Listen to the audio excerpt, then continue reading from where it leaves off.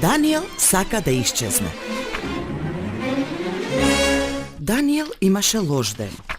Сестра му Александра му се развика бидејќи нацрта мустаки и тетоважа на незиниот постер на пепелашка. Мајка му го искара бидејќи го разбуди помалото братче Бојан. Даниел се скри во шкафот. Даниел се скри во шкафот, викна Александра. Издаица, крстаица, просеска Даниел.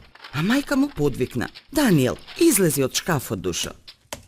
Нема, извика Даниел налутено. Ти имаш и друг син, јас не ти требам. Вообразено го крена носето и се стутка како еже, со колената до устата. Во шкафот беше многу темно, па Даниел ја подотвори вратата. Неговото омилено палто го удираше по рамениците. И кога Даниел го повлече од закачалката, тоа падна врз неговата глава. Даниел реши, кога сите ќе заспијат, ќе го облечам палтото и ќе избегам од дома. Нешто го допре од аголот. Ја извади торбата за пазарење на мама. Ќе ја земам и торбата на мама, си рече. Внатре ќе си ја ставам топката, перницата и парите од мојата касичка. А штета што нема да го собере и телевизорот. Воздивна Даниел. Мама, тато, Александра и Бојан ќе гледаат телевизија плачејки и ќе викаат: "О, Даниел, каде си? Се дава твојот омилен филм." Училишната торба на Даниел висеше на закачалката. Ја откачи. Кога ќе избегам, реши Даниел, ќе научам да читам многу добро и ќе си најдам работа во фабриката за бомбони и ќе јадам бомбони наместо месо и компир. Но ако се разболам, кој ќе се грижи за мене? Не можам да одам кај баба. Навистина штета, бидејќи баба многу сака да ми чита приказки и ми дава млеко и колачиња. Таа ми вели дека момчињата никогаш не плачат, ама тоа е голема лага.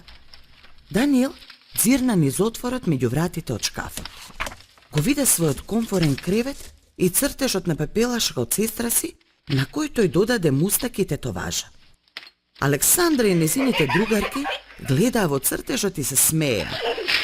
"Брат ти е навистина интересен," рече една од девојчињата. "Интересен," се сложи Александра. Даниел се поднасмевна. Александра и не е толку лоша, си помисли. Навечер таа ми го чита Островот со богатство и ми помогна да си ја направам касичката. Вратата од шкафот малку се подотвори. Дебелките рачиња на Бојан ја држеа вратата. "Внимавај," го предупреди Даниел. "Немој да си ги фатиш прстите."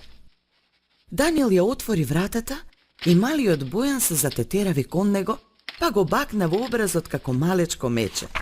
А Даниел го гушна. "Не можам да избегам," рече тој.